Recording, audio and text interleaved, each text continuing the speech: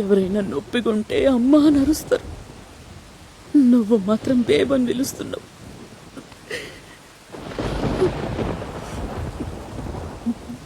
నేనంటే అంత ఇష్టం, అంత ఎక్కువ కదా నీకు. మళ్ళీ నేను వద్దన్నా ఎందుకు ఇడిచిపెట్టి వెళ్ళిపోయినావు? అయినా ఇప్పుడు మీ అందరూ ఎట్లా ఎందుకు ఫీల్ అవుతుర్రు? తెలుసు కదా మనం ఏందో. అరే ఎప్పుడు రా?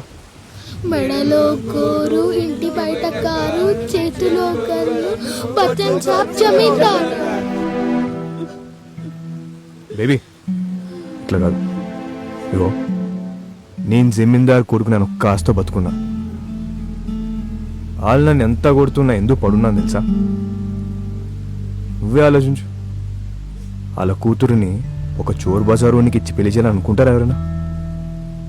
అందుకే నిజం తెలిసే వరకు నేను వంగాల, వాళ్ళ నుతకాల. ఇది కావాలి.